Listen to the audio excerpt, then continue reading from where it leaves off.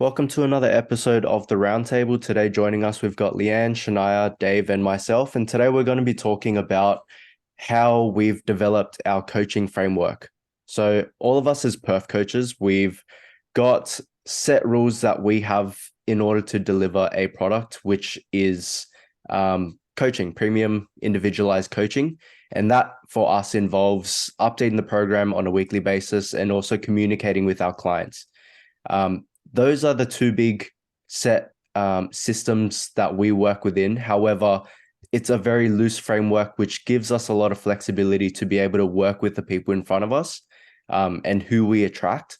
And that helps us to bring about the consistent result of like helping people to perform, because that's the thing that the systems is helping us to achieve, right? Because if we think about, for example, like McDonald's workers, they have a system where no matter who's going into that system, their end result is being able to deliver consistent like burgers, right? Whereas for us, it's individualized programs. And so I'll start off with Leanne. So within the way that you work, what are some things that you feel like you do differently to help work with your clients? Yeah, I guess for me, I look at it from two different perspectives. So, like an athlete perspective, and then also the coach. So, having my background coming from like both individual sports and team sports, I know that communication and having a team around you and supporting you is a really big factor that I guess helps the athlete, feel confident in themselves. And then, I guess from like a coaching perspective, I guess like trialing things along the way, and I guess looking, for me it's been a lot about just looking at trends, looking at what's actually happening in front of me, and then kind of making tweaks and adjustments along the way. So it's just been a lot about trial and error. um yeah, that's Yeah. kind of the yeah. Think to like touch on what Leanne just said, I think one thing that all of us are lucky with is that we're all coaches and athletes at the same time. So I guess one big thing that I find is that I give a lot to my clients that I've either received from like my coach currently being Steve, or from a previous coach from either individual or team sports that I've worked with. So we sort of get the best of both worlds, where we kind of get to create our own sort of like foundation of how we'll either provide feedback or do the programming week to week, and how we communicate based on what we've learned from like either mentors or people that we're working around. And then it's like as you continue to work with that client, that process and that feedback gets refined and like individualized. Yeah. Yeah, 100%. I think like touching upon that as well, right? Like from the athlete perspective, you get a very nuanced view on how training works. And for most part, it's like the biggest times when communication becomes a need, which is what is advantageous for us with daily communication, is like if there is an issue that someone has not gone through in the past, then you can kind of work through that. And until it becomes like a smoother journey, right? Because sometimes it might be like really small things, like someone doesn't have available plates and therefore they might need to microload, or where they usually microload and they can't do that. And us having that system where we can communicate to problem solve through that, I think is very huge. Plus the fact that we all come from this background of being athletes. So therefore, you know what it feels like if you don't have equipment available, for example, or if like training's not feeling great. Like you can have the perspective of a coach, like there's a certain need that you need to provide for the athlete, but you also understand how the athlete might feel. And therefore you have this balance of like empathy and also direction. Yeah, Right. definitely. Yeah, I think it's important. Well, it helps being as the athlete having those two sides, because you feel like you're more supported rather than just, having a program itself and like that's it, and it's just getting updated weekly. It's like you actually have support along you with you every step of the way, like every session, rather Well, than just yeah, and like one update. I think like the communication style that we have here at Perth, like it creates like a relationship. Like you actually have time to create a relationship with the athlete. It's not just like a do a program, hear from your coach once a week, and that's it, which is just like that's just how Perf works. So I think like that's the biggest thing I've noticed is that like obviously being in Brisbane, if I've got clients that are in like Sydney who originally I would never have met, like you form this like online relationship, and then like when you go to a comp and like you're meeting everybody that you know, like that you already know online, and you feel like you know this person to like an absolute T. It's like that just kind of creates all these like really cool and like I guess like nice connections with people as well, which I think is like really important too. Yeah, I agree. I had that experience with Steve when he came to Sydney for the first time, and it felt like Yeah. I'd known him for ages essentially. So I think Yeah. that plays very well into like how communication is such a big aspect of our systems at Perth, and like being able to chat with someone on a daily basis helps a lot. I want to dive a little bit further into that, right? So we have communication and we value that a lot. There's To me, I kind of like separate it into two aspects. Is like the technical aspect of things, and also just managing, I guess, expectations and emotions throughout the day, right? So do you guys kind of have a thing in place where you're trying to balance out how much technical feedback you're giving to ensure that someone isn't like overthinking things, whilst also manage like providing enough to the point where are able to progress on a week to week basis? And how do you balance that with also, being able to have a conversation with someone as well?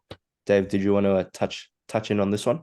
Sure. I think it's a pretty deep question, and like a lot of questions in the space, it's sort of like it depends, and it's very case by case. So, I guess we'll go like point by point, basically. So if you have someone that's progressing really well and they have a ton of momentum, I'm rarely, if ever, going to provide any kind of technical feedback, even if there are things that they can improve on, just because I don't want anything to get in the way of this big roll on that we're having with training at the moment, especially if we're deeper into a block as well. If we're in those final sort of 1 week, 2 weeks of the block, and things are getting heavier, I'm probably not going to mention anything either. I'd rather save it for the following week when we're back into like a week one or a deload or something like that, where it's a lot easier to implement that sort of technical feedback and go from there. I think it also depends on like I guess like the cost, the risk to reward ratio essentially. So if it's like a 1% kind of technique change, is that change going to be worth it? I guess for that individual, is the cost of them overthinking the technique, trying to apply it, actually going to be worth implementing? Is the change going to be big enough where it's like, oh, we're definitely going to get a heap of kilos from this? Or is it just going to be like oh, maybe we can scrape 2.5 kilos here, but it's going to set us back further and have you in your head a whole lot more trying to implement new things. So I think it depends on the person's, I guess, sort of like ability to apply technical feedback and their own confidence in their own lifting ability. Do they doubt themselves? Are they confident with trying new things? Or is it like they have a million things going on in their head all the time? So maybe this overthinker doesn't need as much technical feedback as, and the next lifter, that sort of thing. I think it's very case by case. And there's a million scenarios where you will or won't apply this sort of thing. Yeah, definitely. Did you want to jump in on that, Shania?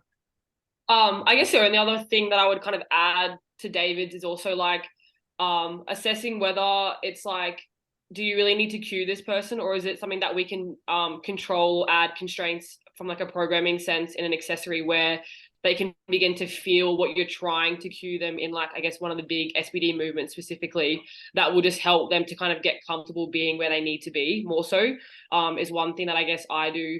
And I find that that's also just individualized to the athletes that I work with. So like, I guess my clientele base is quite a lot of like the novice, like intermediate lifters. So for us, like we're still getting a lot of like the newbie gains, or like they're just like the stimulus of like just following a program and consistent communication is kind of creating results. So I find if you kind of over cue or like kind of over like give too much feedback, it's just too overwhelming. So I guess taking more of like a layer on approach. Like if I give a cue, I'll let it play out for a good like 2 to 3 weeks.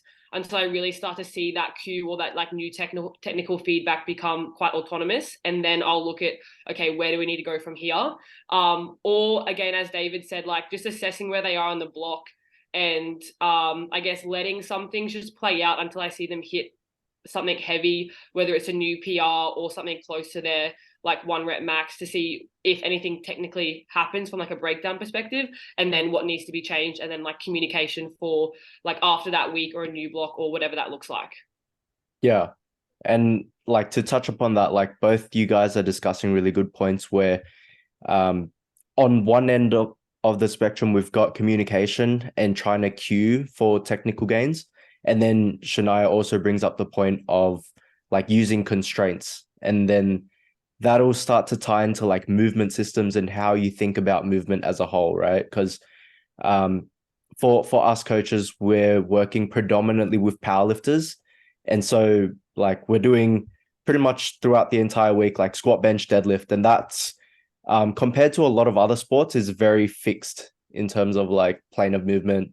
It's literally symmetrical bilateral movement all week, right? Compared to something like basketball, football, a lot of rotational sports. And I think one thing that struck out to me when I started like thinking about movement was like essentially thinking like everything has to be symmetrical, and then having that assumption just broken down. And that forced me to then go and learn a bit more about human movement and what's actually happening, and realizing like everything is asymmetrical, and these little demands, because we're asymmetrical, end up having like a different effect on the body, right? And that heavily influenced the way that I would program like exercise selection, and what the impact of pretty much doing SBD 3 times a week or 4 times a week would do to the body, right? And so that ties in really well with like exercise selection and, cueing as well. Because sometimes, like Dave said, like someone might not be able to access that feeling or having the kinesthetic awareness just from a cue. And therefore, if you pick the right exercises, that would end up getting to the end result as well, right? I think for me personally, when I first started, I put a lot of emphasis on cueing when I didn't have as much of a grasp on exercise selection and center of mass and how we can control that. And then over time, as I started to understand how we can control center of mass a bit more, that's where I started to rely more on using constraints to get to the end result, because you can cue someone, but the thing that changes constantly is like whether someone has the kinesthetic awareness or not to be able to apply that cue, or like your creativity with cues, right? But if you just prop someone onto their heels, every single human, no matter if you overthink it or not, everyone's going to fall in a posterior direction, right? So I think for me as a system, that improved just what I want out of my athletes a bit more from like an exercise perspective. What are your guys' takes on that? Like in terms of cueing versus using constraints? Leanne, you want to touch on this one as well? Yeah, I guess when you're starting with someone, like it's hard to kind of figure out right from the get-go, like, okay, they need this, this, this. It's more so for me, if I'm starting with someone new, I'll kind of just see what they do, give them a little bit of time, and like figure out actually how they are moving. And then from there, I can then start to make tweaks to the program itself, and then maybe like adding in some warm-ups like pre-squats or something to try and push them into that position. Rather than giving them a whole heap of cues. Again, it kind of depends on like their personality as well.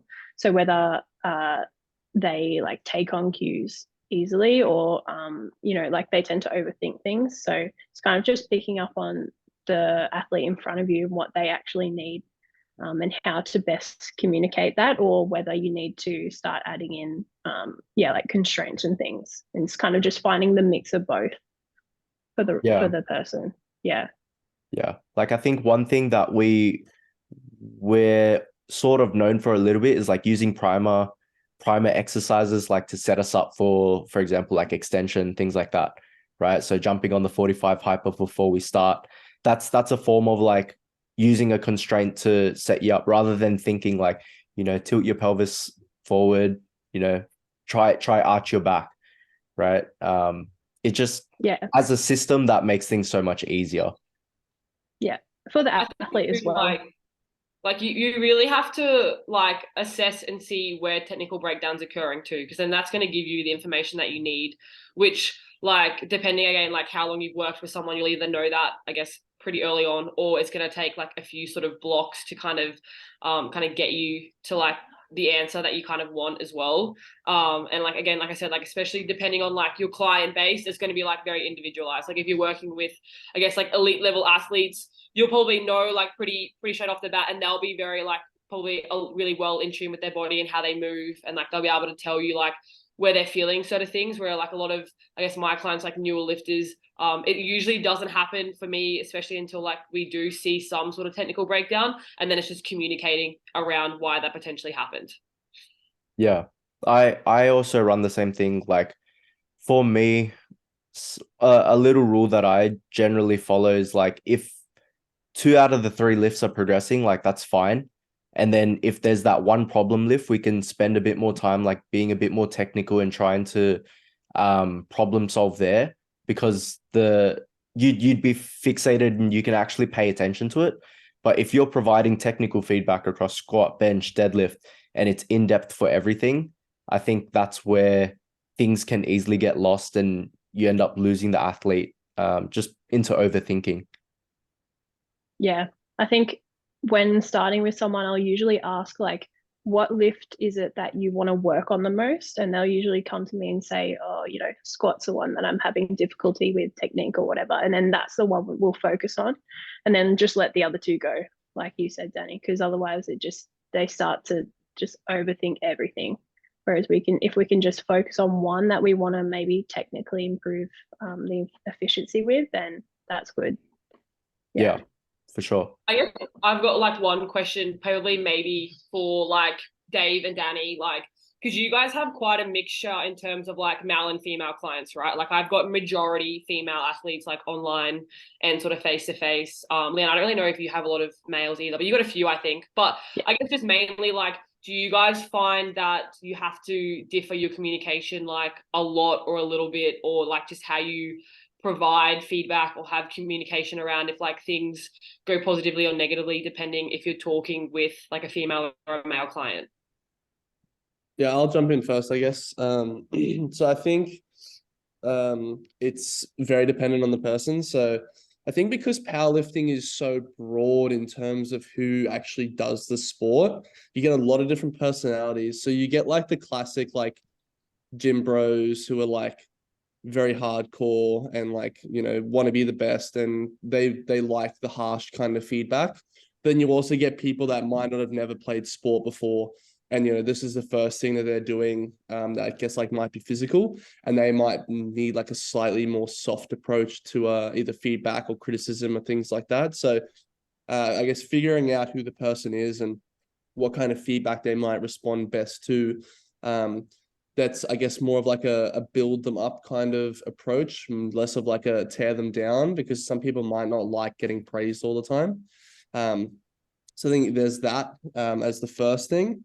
And then I think the second thing, which is slowly looping back to what we were talking about just previously, is also the person's background. So I've found that if I have a client that's done a lot of sport in the past, or maybe they're a coach themselves or a mix of the two, they actually know how to move their body in space and how to sort of like organize themselves a whole lot better than someone who might have been more sedentary growing up. And it's a lot easier to, I guess, sort of communicate what I want from them kinesthetically, rather than just going for the constraint approach. And it's actually quicker for me to just say, hey, do this. And they can implement it like super, super quickly, just because they know how to move their body, how to sort of organize things, and I guess just get there quickly. So there's a whole bunch of things that go into it, besides just the person, but also their background and what they've done in the past as well. Yeah. Yeah. Jumping on that as well. It's like, I agree 100%. Like communication is going to change dependent on the person in front of you.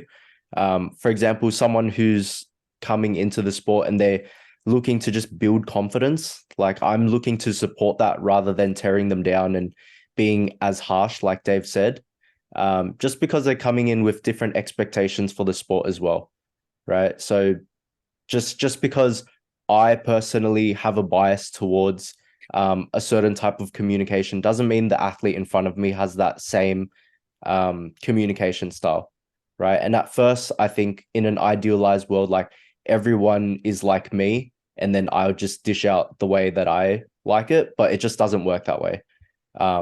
And I picked that up very quickly. So adapting to whoever's in front of you and communicating the way that they listen to you, I think has been key. So like no conversation that I have is the same. Like with one person, it might just be talking a lot of shit, and that's enough for them to build rapport and trust what I'm saying. And then someone else, it might be a bit more on the supportive side, and encourage them. And people that are joining a sport sometimes don't know what the process is like to train and get stronger, right? And having a coach through that, that's more of an intangible thing. It's not a technical thing where it's like, hey, you need to you need to change the way you're moving and things like that. But it's like understanding that this part of the process is normal and you just need to go through that. Sometimes people already have an understanding of that. Like Dave said, if you've already played sport, you understand that sometimes it's normal to be a bit sore after training, and you need to do what you need to do. But other times, from that sedentary perspective, like people just train and then just try train again tomorrow and not do anything to set up for that. And you have to coach through that. So I Yeah, think I find touching on that. Oh, sorry, you go, Nanny. I was just gonna say, like, it really depends who's in front of me, and like Dave said, the background is super, super important. Yeah, I was just gonna touch on that. Like with a lot of like again, my client, like a lot of first comps, it's like everyone freaks out in that last 2 weeks where everything hurts. So it's like coaching people through that. Like I feel like I'm like constantly doing that, which is like not a bad thing at all, but it's like that's a big one, like what you just said, where it's just like depends where they are in their journey, and like what they've experienced before. Like a lot of the girls that I have like have never experienced. So it's always like that 2 week out like freak out of like my elbows are sore and like my whole body hurts, and it's like what do I do, like just like coaching through that. But it's super individualized for sure. Yeah. And then I think you go, Leanne. You're right. I think as well, like it's whether they've been coached before ever, like with powerlifting, or if they've come from a different coach and the different style of coaching. So actually being able to understand like this process versus maybe what they were used to. So like if they were used to having one week updates, or a program they bought from online, like it's a very different I guess like way of coaching that we do. Yeah. So it's like teaching them how to communicate properly as well so that they can get the most out of it.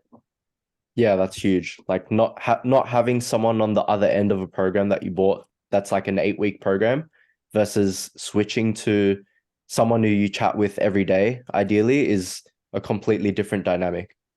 And the results are going to be very different as well. Yeah. One last thing I wanted to touch upon is programming systems as well, right? So I think for each of us, it's evolved in different ways because we all see different kinds of patterns. But I think the thing that pops up is like, me personally, my systems have evolved as problems have arisen with like people that I work with.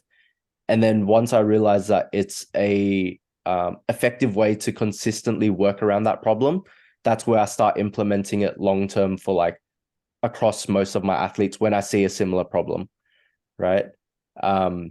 Have you guys had a recent problem in recent history where it's like, okay, I'm going to try this, and if it works, then I'm going to keep using it for like more of my people? Dave, did you want to start first on this one? Sure. I think the most recent thing that I've been trying at the moment is I used to always taper everyone into competition no matter what. So I would do like the classic, if they run 5-week blocks, it would be 5-week block, taper, competition, and that was it for everyone. And sometimes it would work great and people would taper really, really well. and they'd come into competition day and just like absolutely smoke everything. And other times people would underperform or just not move as well as they were in the previous like end of block, I guess, or that last sort of peak week. So I've been trialing recently, the sort of past, maybe 2 months or so, maybe three, is just running people into the competition and trying the whole team no taper thing. And it's been like a really good asset and a really good tool to have in the tool belt of like, okay, maybe this person is going to do a lot better with just running into the competition. And they're not going to get too much from a taper, because when they're tanked, and they need this time to sort of refresh and get themselves back to being ready to perform again. So that's probably been the most recent, I guess, like quote unquote problem I've had, and just things that I've been trying, and it's actually been working really, really well. So it's just being able to, I guess now is to move and figure out when, why, and who I would use this sort of tool with, and who's going to get the most out of tapering, who's going to get the most out of running into it. And that's going to be the next thing that I sort of add to the tool belt and develop as a coaching system moving forward. That'd be the most recent thing. Yeah, nice. How about you, Shania?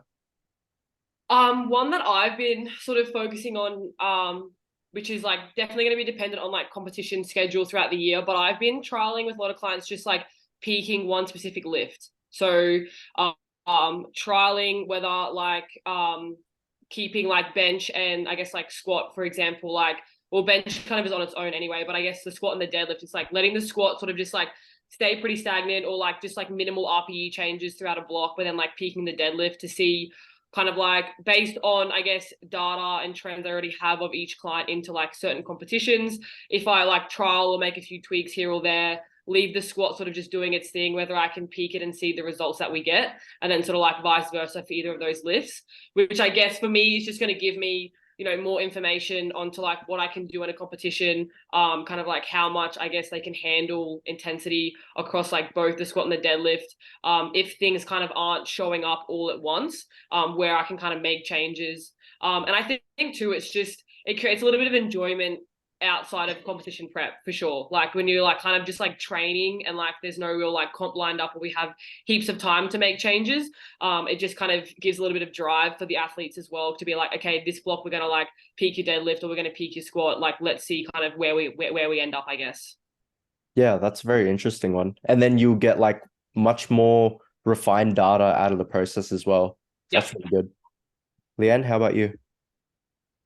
I don't think there's necessarily anything in terms of programming that I'm doing like majorly differently. I'm more so just looking at the trends and seeing what I guess each individual athlete needs, but it's more so to do with communication. So the more athletes that I'm working with, I'm figuring out, how best to communicate with them, whether they like voice messages. I'm finding that some people like voice, like to actually physically hear my voice rather than a text message. Yeah, so that's probably something that I'm working with a little bit more now, is like using voice messages versus text, and kind of combining both, and seeing which, the athlete prefers most. Yeah. But, And like you yeah. could even balance it out as well. Like you said, sometimes I like hearing Steve's voice as well. Like he's going on a walk and hearing that voice message. Like I just know Yes. he's not like a robot on the other end of the conversation. Exactly. Yeah. So, I think sometimes it's just I like nice to hearing hear their Steve's voice. quote unquote, Danny. Steve, talk to me. Dave's losing it. so yeah. What about Like you, what Danny? one thing that I've been thinking of, and this has come really recently, just how I can start to use heavy holds. Like not even doing the rep, just holding it. You mean like heavy walkouts and stuff? Yeah, Like heavy you see like walkouts. Ben Thompson doing? Yeah, Cool. heavy workouts. So the reason why I came about this was at the recent competition we had, I had Julie who competed, and she cramped in both quads as soon as she unracked her squat. And I was thinking, okay, like the way that science pops up right now, like the reason why people might cramp is like dehydration, electrolyte balance. So if we had that in check, then we can kind of like tick that off as probably the best practices is what we could do. But the other aspect of it is like neurons misfiring under heavy load, right? And if so for her situation, she had a very her taper dramatically increases her performance on the day. And in my head, I'm thinking, if she's not like, even though her performance is ready for it, her body might still not be completely primed for that kind of load. And so therefore, if I could perhaps implement some sort of heavy hold to get her prepared for it in that situation. So this might be for people who experience that dramatic tapering effect. Maybe it might dull the effects of cramping potentially, right? Interesting. So that's something I'm thinking about where I could implement it. It might be something on like the very back end of a block where I don't want it to interfere with like rep schemes and things like that. So it might be a taper only week kind of thing, or the end of a peak. But that's what I've been thinking about from a systems perspective, essentially to try and stop cramps from happening. I mean, if we think like completely outside the box, like some people, if they just like feel the load and they know what it feels like, it can like increase the confidence as well, right? Like if they're just like able to hold it in their hands, or it's like a prime example would be someone who I guess like if they're like going for a load they never touched before and they like miss it in the first attempt, but then they'll just be able to take it again in the second. It's like, Yeah. is that just like a psychological thing of being able to like have felt the load, or like what does that look like? So if you like think completely outside the box, but yeah, that's cool. That's interesting. Yeah. If it works, then I'll definitely like start using it more often towards like the very back end of a preps. Yeah. But I've just got to wait for a situation like that to come up again, and then I'll try run it and reevaluate. Yeah, sick. But cool. I think that about covers our chat about systems today. Thanks for jumping on, guys, and thanks for listening to another episode of the Roundtable. Thank See you you. guys next time. Thank you.